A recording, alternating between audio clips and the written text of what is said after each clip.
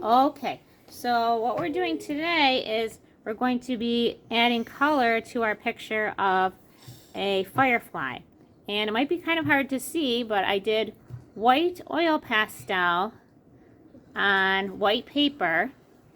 And the white oil pastel is just this little piece right up here. And then I'm going to take tissue paper that's been cut into circles, and I'm going to put that on top to add the color. So I'm going to take lots of water from my water cup. I'm just going to start in one corner. So imagine I was going down the middle of my paper one way and then middle the other way. And then I'm just going to pick one corner. So I'm going to pick this corner and I'm going to spread out my water. Okay. Oh, no talking. And then I'm going to put on top of that, okay, I'm going to spread out the water really well. And then on top of that, I'm going to put my special tissue paper. Now this tissue paper is special tissue paper that bleeds. And by bleeding, it means that it spreads out when it gets wet. So it looks like paint. Now because I did the oil pastel underneath, now it's starting to show from the tissue paper that is on top now. Now, when I do the next corner, I'm going to do the same thing. I don't press hard with my paintbrush. I get lots of water on here. Lots of water. And you can see how it's like even it's blending all the way down from that other one. And I'm going to take another piece of tissue paper, all wet underneath. It's important to get it wet underneath. I tried just putting it on top and then wetting it. It doesn't work as well. So it works best water underneath and then water on top. And you can even just like dab a little bit with your paintbrush as long as you're working gently.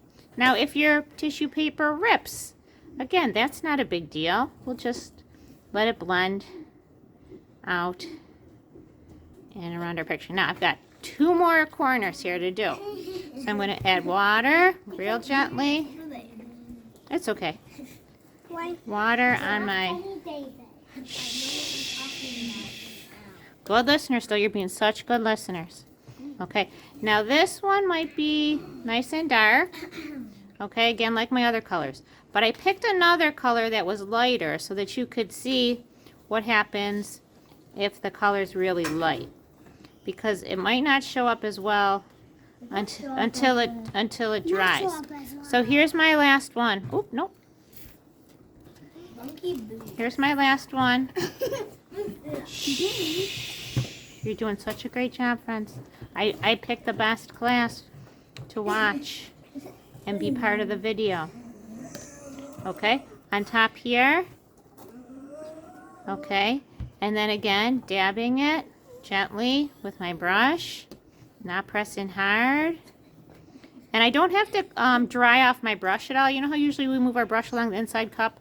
We don't have to do that for this. We want a nice wet brush. Now you see how light this color is? It's blending in with this pink, which turns out nice, but it's still so light down here. So what I was going to do is take one of these other darker colors.